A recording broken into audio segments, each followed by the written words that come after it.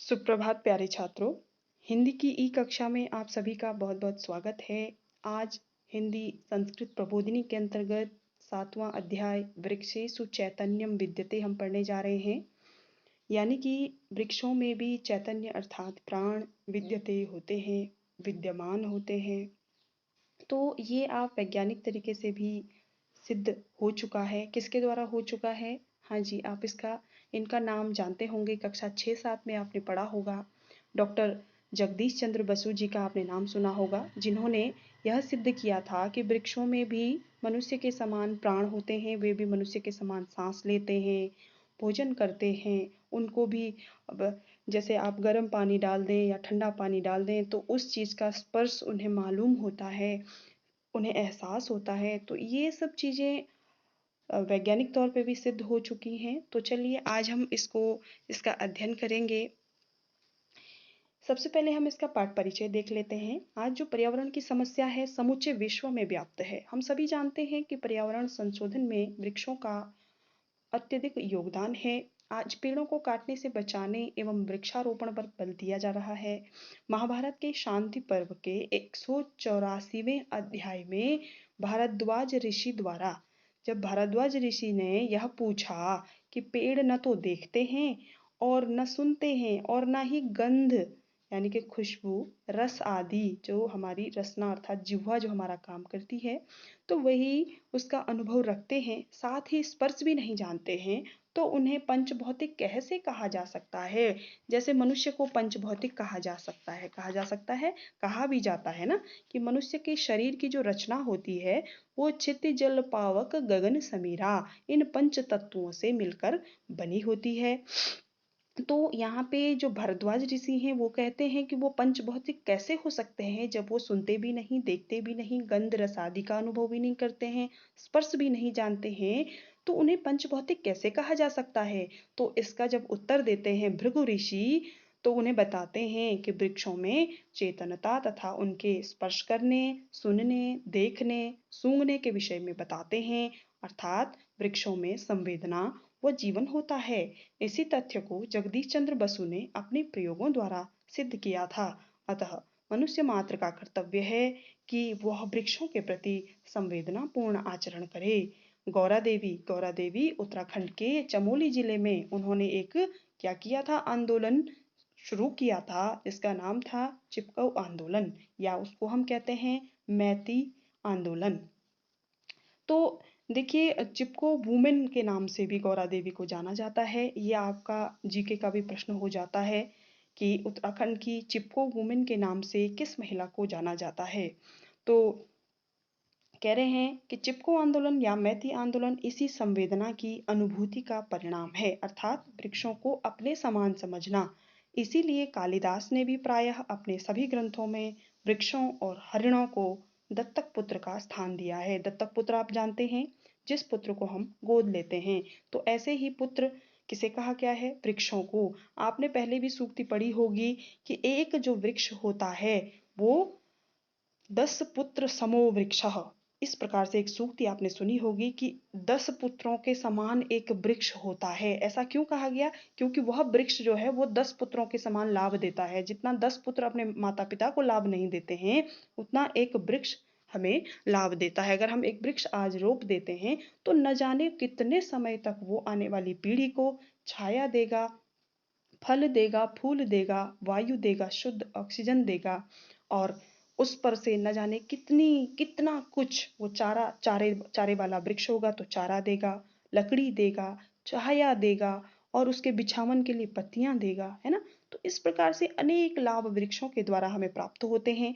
तो इसलिए कहा गया है कि हमारे शास्त्रों में कहा गया है कि एक वृक्ष वो हमेशा 10 पुत्रों के समान होता है। तो आपको क्या करना है, ये देखिए आगे इसमें भृगु ऋषि द्वारा कितना उनको एक-एक, जैसे मनुष्य में 5 ज्ञानेंद्रियां होती हैं, जैसे सुनना, देखना, चखना, स्पर्श करना, बोलना या खाना, तो इस प्रकार से वृक्षों में भी विद्यमान है, वो भृगु ऋषि बता रहे हैं।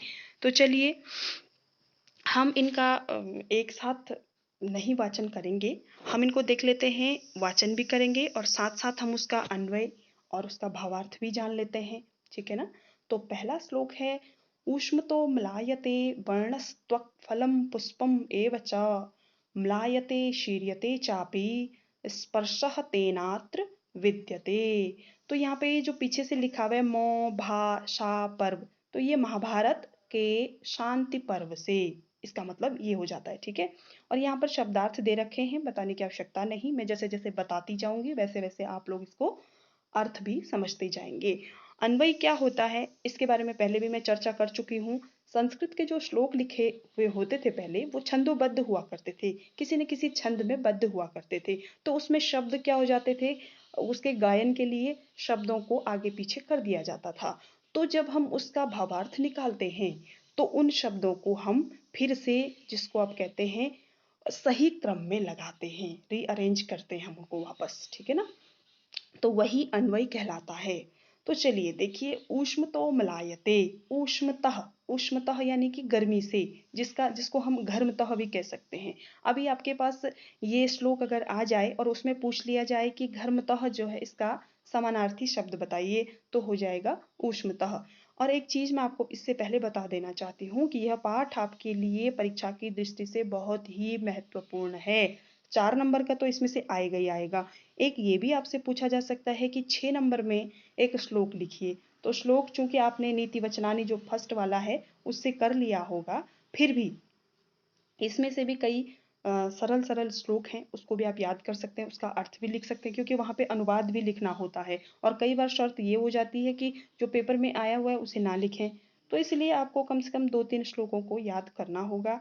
तो चलिए इसका हम अर्थ जानते हैं। ऊष्मतः यानी कि गर्मी से, मलायते कुम्हलाना या मुरझाना, वर्णस्त्वक, तो इसका जो अन्वय देखेंगे ऊष्मतः वर्णः मलायते, गर्मी से, वर्ण यानी कि वर्ण मतलब रंग होता है, मलायते कुम्हलाता है या मुरझाता है, त्वक मतलब होता है त्वचा, जिसको हम छाल भी कहते हैं, पेड़ की छाल कहते हैं ना। हमारी तो त्वचा कहलाती है, लेकिन पेड़ की हम त्वचा कहेंगे तो थोड़ा अजीब लगेगा, जिसको हम छाल कहेंगे तो ज्यादा सही लगेगा। फलम पुष्पम एव च, फल पुष्प आप जानते हैं, एव च ही, च यानी कि और, ही, म्लायते शिर्यते च अपि, म्लायते यानी कि मुरझाते हैं, शिर्यते मतलब गिरना, गिरते हैं, च अपि भी, तेन अत्र स्पर्शः विद्यते।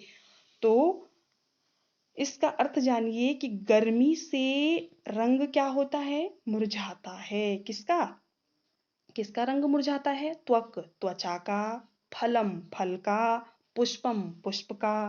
अर्थात गर्मी से, गर्मी के कारण पत्ते मुरझा जाते हैं, और साथ ही उसकी जो छाल है, फल है, पुष्प है, वो भी क्या हो जाते हैं, कुम्हला करके, श्रियते अपि, श्रियते यानी कि बिखर जाते हैं या गिर जाते हैं। तेन अत्र, तो इसलिए कहा जा सकता है कि स्पर्शः विद्यते, कहाँ स्पर्श है, वृक्षों में स्पर्श है। उस गर्मी ने इन सब चीजों को स्पर्श किया, किनको, वृक्ष की छाल को, वृक्ष के फल को, पुष्प को क्या किया, स्पर्श किया, और उसे गर्मी लगी तो वो क्या हो गया, गर्मी लगी तो क्या हो गया, वो नीचे गिर गए। तो इससे यह सिद्ध होता है कि वृक्षों में क्या है, वृक्षों में क्या है, स्पर्श पाया जाता है। जो स्पर्श, हमारे स्पर्श की जो ज्ञानेंद्रिय है वो कौन सी है, हमारी त्वचा। तो इस प्रकार से यहाँ पे भी कहा गया है कि ऊष्मतः वर्णः म्लायते, त्वक् फलं पुष्पम एव च म्लायते शीर्यते च अपि तेन अत्र स्पर्शः विद्यते। तो इसका पढ़ने का भी आप अभ्यास करें, और जो इसमें शब्द दिए हुए हैं कठिन, इनका भी अर्थ थोड़ा थोड़ा आप याद रखें कि म्लायते मतलब क्या होता है, कुम्हलाना या मुरझाना, शीर्यते गिरना होता है, ऊष्मतः गर्मी से, ऊष्मा आप जानते ही हैं, स्पर्श आप जानते हैं, छूना, है ना। तो चलिए आगे, अगला है वाय वायव अग्नि अशनि निर्घोषैः फलं पुष्पं विशीर्यते श्रोतेण गृह्यते शब्दस्तस्मात् शृण्वन्ति पादपाः। तो अब यहाँ पे क्या बता रहे हैं, इसका सबसे पहला जो शब्द है, इसका हम संधि विच्छेद करके, तोड़ करके कितने शब्द इसमें से निकालेंगे। इसमें से हम शब्द निकालते हैं वायु, अग्नि, अशनि, वायवगन्य, दे रखा ना यहाँ पे, तो वायु अलग निकालेंगे, अग्नि अलग निकालेंगे, अशनि अलग निकालेंगे, निर्घोषई तो साफ ही दिख रहा है, ठीक है। तो वायु, अग्नि, असनि निर्घोषहि फलं पुष्पं विशीर्यते श्रोत्रेण शब्दः गृह्यते तस्मात् पादपाः शृण्वन्ति। तो क्या कहा जा रहा है कि वायु, वायु जानते हैं हवा, अग्नि आग, और असनी, असनी मतलब होता है शब्द, सॉरी असनी मतलब होता है आकाश की जो बिजली होती है जिसको हम वज्र कहते हैं, वज्र गिरना बोलते हैं ना, आकाश की जो बिजली होती है। निर्घोष ही मतलब शब्द।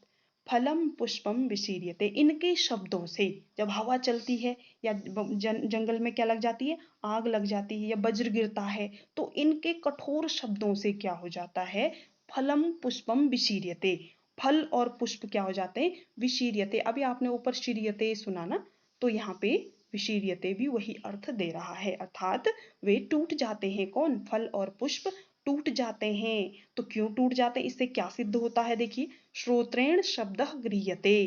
तो श्रोत्र, श्रोत्र यानी कि कान के द्वारा, कर्णेंद्री के द्वारा, जो हमारी ज्ञानेंद्री है ना, कर्णेंद्री, हम क्या करते हैं, उससे सुनते हैं। तो श्रोत्रेण शब्दः गृह्यते, श्रोत्र से, कान से शब्द ग्रहण किए जाते हैं। तस्मात् पादपाः शृण्वन्ति, तो इससे क्या सिद्ध होता है कि वृक्ष सुनते हैं। पादपाः यानी कि वृक्ष, एक नहीं अनेक, शृण्वन्ति सुनते हैं। तो वायु अर्थात हवा, आग और बिजली या वज्रपात की के कठोर शब्दों से फल और पुष्प गिर जाते हैं। तो जो शब्द हैं वो कान के द्वारा सुने जाते हैं। इससे हम कह सकते हैं कि पादप अर्थात वृक्ष सुनते हैं। तो यहाँ पर क्या सिद्ध कर रहे हैं भृगु ऋषि, भृगु ऋषि कह रहे हैं कि पेड़ पौधों में सुनने की क्षमता भी होती है, सुनने की इंद्री भी होती है। वो कैसे सिद्ध किया कि इनकी जो आवाज होती है, कठोर आवाज होती है, उससे वे अपने आप गिर जाती हैं। तो अपने आप कैसे गिरेंगी, जब उनमें श्रोतेंद्री होगी तभी तो, जब उनमें कान होगी तभी तो। कान नहीं होगा तो क्या होगा, ये सुनेंगे नहीं। वो ज्यों के त्यों, जैसे पत्थर होता है, पत्थर ज्यों का त्यों खड़ा रहता है, ज्यों का त्यों, जैसे जहां फेंको वैसे ही रहता है। तो ये कहते हैं कि वृक्ष सुनते हैं। तो चलिए अगला देखते हैं। अगला जो है, वल्ली वेष्ट्यते वृक्षम सर्वतश्चैव गच्छति न हि अदृष्टेश्च मार्गो अस्ति तस्मात् पश्यन्ति पादपाः। वल्ली, वल्ली मतलब बेल, बेल जानते हैं ना, आजकल आपके घरों में बहुत सारी बेल हो रही होगी, तो वही बेल आपने देखा क्या करती हैं, बेल, बेल वृक्ष पर लिपट जाती हैं। वृक्ष या किसी भी, कोई भी आप उसको सहारा देंगे तो उस पर लिपट जाती है ना। तो बल्ली वृक्षम वेष्टते सर्वतः गच्छति च एव न च अदृष्टे मार्गः अस्ति तस्मात् पादपाः पश्यन्ति। जो बल्ली होती है वो वृक्षम वेष्टते यानी कि वृक्ष पर लिपटती है, सर्वतः गच्छति च एव, और उसके सर्वतः मतलब सभी, चारों ओर, चारों ओर, गच्छति मतलब जाती है, चारों ओर चली जाती है उसके। आपने देखा होगा गोल गोल गोल गोल गोल गोल उसको पूरा क्या कर देती है, वो लिपट जाती है उस पर। नच अदृष्टे मार्ग अस्ति, और जो अदृष्ट होता है, अदृष्ट यानी कि बिना दृष्टि वाला, ठीक है ना, तो उसको क्या नहीं सूझता है, नच मार्ग, अर्थात उसको मार्ग यानी कि रास्ता नहीं सूझता है। तस्मात् पादपाः पश्यन्ति, तो हम इससे कह सकते हैं कि पादपाः पेड़ जो है वो पश्यन्ति मतलब देखते भी हैं। तो देखते हैं का प्रमाण कैसे दिया कि वो जो बल्ली होती है, जो बेल होती है, वो वृक्ष पर चारों ओर लिपट जाती है, कि अगर उस पे आंख नहीं होती, उस पे दृष्टि नहीं होती, तो वो अपने मार्ग को कैसे देखती, वो कहीं इधर उधर चली जाती, वो उसके चारों ओर नहीं लिपटती। तो इससे यह सिद्ध होता है कि वृक्षों में आंख होती है, वृक्ष देखते हैं, क्योंकि अदृष्ट व्यक्ति को यानी कि बिना दृष्टि वाले व्यक्ति को मार्ग नहीं सूझता है। समझ गए। अगला देखिए, चौथा, पुण्य अपुण्य ही तथा गंधैर धूपैश्च विविधैरपि अरोगाः पुष्पिताः सन्ति तस्मात् जिघ्रन्ति पादपाः। अब यहाँ पे सूंघने की इंद्री, हमारी सूंघने की इंद्री क्या है, नाक, तो उसके बारे में यहाँ पे बताया जा रहा है। देखिए चलिए, पुण्य अपुण्य ही तथा च विविधैः अपि गंधैः धूपैश्च पुष्पिताः अरोगाः सन्ति तस्मात् पादपाः जिघ्रन्ति। पुण्य ही अपुण्य ही यानी कि पुण्य और अपुण्यों या जो वृक्ष होते हैं, पुण्य अपुण्य, अर्थात आपने देखा होगा कई वृक्ष ऐसे हैं जिनकी हम पूजा करते हैं, तो जिसकी हम पूजा करते हैं वो बहुत पुष्पित होता है, फलित फूलित होता है, है ना। तो वृक्ष जो हैं वो पुण्यों और अपुण्यों तथा च विविधै विविध, फिर क्या होता है, और विभिन्न गंधै धूपै च पुष्पिता अरोगा संति, और विभिन्न प्रकार के अनेक प्रकार की गंध और धूप इत्यादि से वो क्या हो जाते हैं, पुष्पिता अरोगा संति, पुष्पित और अरोग मतलब निरोग, रोग रहित। अगर उनमें कोई रोग होगा भी, जैसे आपने देखा होगा घरों में अपने, किसी कोई फल जो है अगर सड़ रहा हो तो उसमें गौमूत्र छिटक दिया जाता है, तो वो क्या हो जाता है, उसके बाद उसमें अंदर वो सड़ना बंद हो जाता है। जो सड़ गया सो सड़ गया, लेकिन अगर उसके बाद हमने गौमूत्र का छिड़काव कर दिया तो उसके बाद वो फल सड़ता नहीं है, वो ठीक हो जाता है। तो यहाँ पे देखिए क्या कह रहे हैं, इसी बात को सिद्ध कर रहे हैं कि जो वृक्ष होते हैं वो पुण्य और अपुण्यों तथा विविधई अपि, विभिन्न प्रकार के अनेक प्रकार की गंधों और धूप इत्यादि से क्या हो जाते हैं, वो पुष्पित, पुष्पित यानी कि उसपे पुष्प आने लगते हैं और वो निरोग हो जाते हैं। तस्मात् पादपाः जिघ्रन्ति, तो इससे हम क्या कह सकते हैं कि जो पेड़ हैं वो जिघ्रन्ति, जिघ्रन्ति मतलब होता है सूंघना, वो सूंघते हैं। समझ में आया कि वो विभिन्न प्रकार के, जैसे हम उनकी उनके उन पर अगर धूप बत्ती करते हैं, धूप जलाते हैं तो वो पुष्पित होते हैं, उस पर कभी कोई रोग नहीं लगता है। तो इस प्रकार का यहाँ पे वर्णन किया गया है और कह रहे हैं कि इससे यह सिद्ध होता है कि वे जिघ्रन्ति अर्थात सूंघते हैं। तो चलिए अगला, पादहि सलिलपानाच्च व्याधीनां चापि दर्शनात् व्याधि प्रतिक्रियत्वाच विद्यते रसनम द्रुमे। अब यहाँ पे रसनेन्द्रिय का वर्णन किया गया है। रसनेन्द्रिय यानी कि आपकी जो जिह्वा होती है। तो चलिए, पादहि सलिलपानात् व्याधीनां च अपि दर्शनात् व्याधि प्रतिक्रियत्वात् च द्रुमे रसनम विद्यते। पादहि मतलब पैरों के द्वारा, और वृक्षों के पैर होते हैं, किसे कहा जाता है वृक्षों में पैर, जड़ों को कहा जाता है, ठीक है। सलिल पानात, पादहि यानी कि जड़ों के द्वारा, सलिल पान, सलिल मतलब जल, पानात पीने के कारण, जल पीने के कारण, जड़ों के द्वारा, वृक्ष जड़ों के द्वारा जल पीने के कारण, व्याधिनाम च अपि दर्शनात् यानी कि रोगों के दिखाई पड़ने के कारण, जब रोग दिखाई देते हैं, अपि दर्शनात् व्याधि प्रतिक्रियत्वात् च द्रुमे रसनम विद्यते, और उनका जो रोगों के उपचार के कारण, रोगों के उपचार के कारण उसमें क्या होता है, रसनम विद्यते अर्थात स्वाद लेने की जो शक्ति है, रसन इंद्री, वो विद्यमान होती है।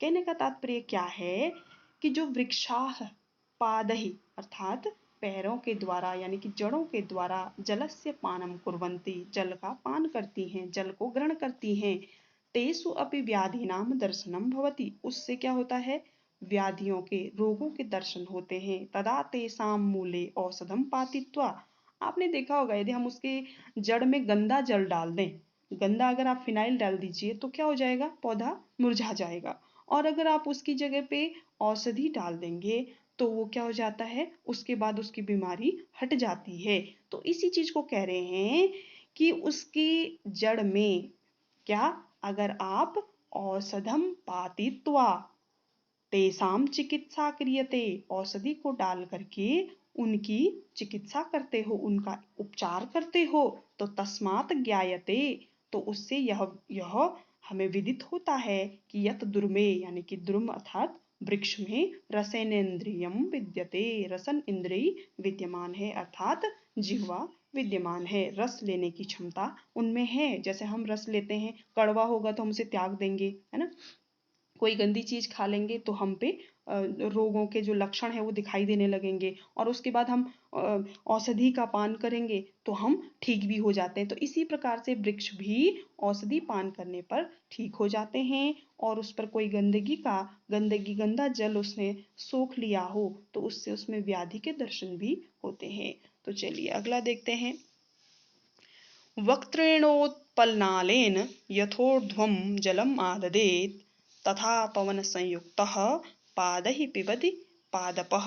अब यहाँ पे क्या कहा जा रहा है, वक्त्रेण, वक्त्रेण यानी कि मुख से, मुखैन, तृतीया विभक्ति मुख द्वारा। उत्पल नालेन, उत्पल मतलब होता है, उत्पल किसका पर्यायवाची है? कमल का। पंकजेन यानी कि कमल के पुष्प की नाल से, नाल जानते हैं ना आप, एक जो खाली भाग होता है, खाली बिल्कुल पाइप जैसी, है ना, जिस पर ऊपर कमल होता है और नीचे खाली पाइप, नीचे पत्ते। ठीक है, तो क्या कहा जा रहा है? कमल के पुष्प की नाल से जलम ऊर्ध्वम, जल ऊर्ध्वम मतलब ऊपर की ओर, आदते ग्रहण करता है। जिस प्रकार कमल का जो फूल है वो क्या करता है? अपनी नाल से, अपनी डंठल से जल को ऊर्ध्वम आदते ऊपर की ओर ग्रहण करता है, तथा ठीक उसी प्रकार पवन संयुक्त पादपः पादहि पिबति, तो उसी प्रकार वृक्ष भी क्या करता है? पवन संयुक्त यानी कि वायु सहित होकर अपनी जड़ों से, पादपः पादहि पिबति, तो उसी प्रकार वृक्ष जो है वो पादहि पिबति अर्थात अपनी जड़ों से क्या करता है? पानी पीता है। पवन संयुक्त होकर यानी कि वायु सहित होकर अपनी जड़ों से पानी पीता है। वृक्ष का एक भाग होता है जो जल को ऊपर ले जाता है, क्या नाम है उसका? जो विज्ञान वर्ग वाले होंगे, विज्ञान वर्ग वाले नहीं होंगे, कला वर्ग वाले भी जानते होंगे। जाइलम फ्लोएम दो भाग आपने पढ़े होंगे। जाइलम क्या ले जाता है? जल को ले जाता है। फ्लोएम क्या ले जाता है? फूड को ले जाता है। फूड यानी खाना, भोजन, वो तमाम भागों तक उसको पहुंचाता है। ठीक है, तो यहाँ पे क्या आपने पढ़ा, इस वाले में क्या पढ़ा कि जिस प्रकार जो है कमल डंठल के द्वारा जल को ऊपर की ओर ले जाता है, उसी प्रकार पवन संयुक्त, पवन सहित, वायु सहित होकर वृक्ष भी अपनी जड़ों से पानी पीता है। ठीक, तो यहाँ पे पीने का भी वर्णन हो गया। तो ये सब चीजें किस में विद्यमान होती हैं? ये सजीव वस्तुओं में विद्यमान होती है। तो सातवां देखिए, सुख दुःखयोश्च ग्रहणात् छिन्नस्य च विरोहणात् जीवं पश्यामि वृक्षाणाम चैतन्यम न विद्यते। तो सुख दुःखयो ग्रहणात् छिन्नस्य न विरोहणात् वृक्षाणाम जीवं प्राणान पश्यामि अचैतन्यम न विद्यते। तो देखिए यहाँ पर भृगु ऋषि क्या कहते हैं? सुख दुःखयो ग्रहणात् यानी कि सुख तथा दुख को ग्रहण करने के कारण, छिन्नस्य च विरोहणात्, छिन्नस्य मतलब अगर हम वृक्ष को काट देते हैं तो उसके ऊपर क्या आ जाती है? नई लताएं उगने लगती है ना, नया वृक्ष, नई कोंपलें आने लगती हैं।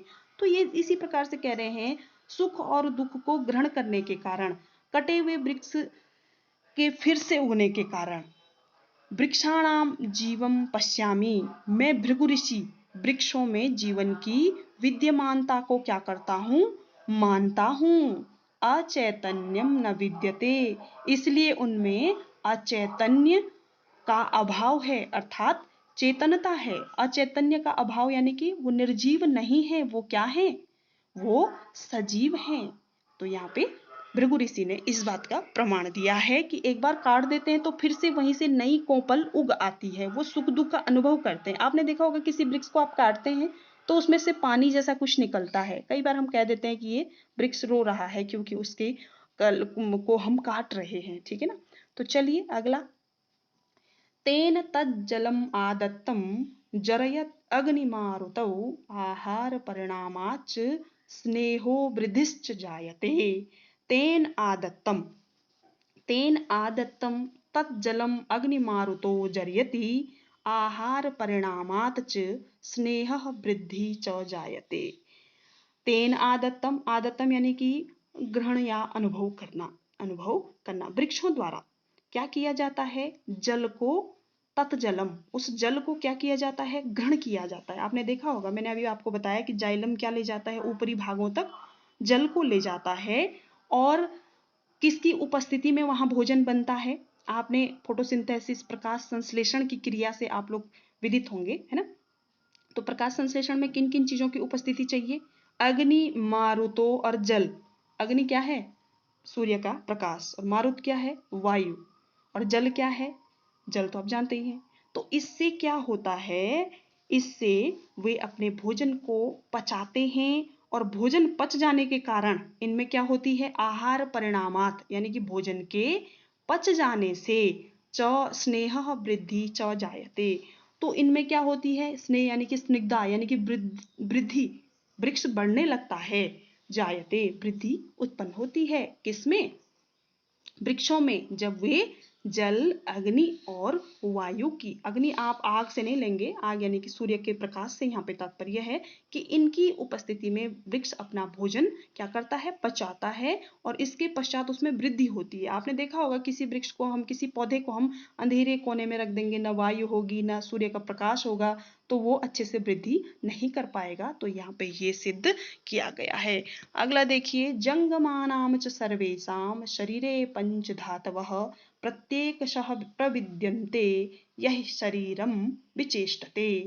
तो सर्वेषां जंगमानाम शरीरे पंच धातवः प्रत्येकशः प्रविद्यन्ते यही शरीरम विचेष्टते। तो देखिए यहाँ पे क्या कहा था, जंगम किसको कहते हैं? जंगम वस्तु जो गति करते हैं। यह गतिम करोति गतिमान, जिसको गतिमान हम कहते हैं उसको जंगम कहते हैं। ठीक है ना? तो सर्वेषां सभी, जंगम यानी कि गति करने वाले। तो गति कौन करेगा? कोई निर्जीव तो करेगा नहीं, सजीव ही करेगा, यानी कि चेतना से युक्त सजीव प्राणी। सभी सजीव प्राणियों का शरीर जो है, उनके शरीर में पंच धातवः, कौन सी पंच धातुएं? जो पंच तत्व मैंने आपको शुरू में बताया था, क्षिति जल पावक गगन समीरा। भूमि, क्षिति मतलब भूमि, और जल आप जानते हैं जल, अग्नि पावक अग्नि, और आकाश तथा वायु एक एक करके पृथक दृष्टिगत होते हैं सभी गतिशील प्राणियों में। ठीक है ना? ये जो पंच धातु हैं, पंच तत्व हैं, ये एक एक करके अलग अलग दृष्टिगत होते हैं। प्रत्येक शह प्रविद्यन्ते, ये पृथक दृष्टिगत होते हैं एक एक करके। यही शरीरम विचेष्टते, जिनके द्वारा शरीर चेष्टा करता है। चेष्टा करना मतलब गतिशील रहता है, जिससे हमारा शरीर गतिशील होता है।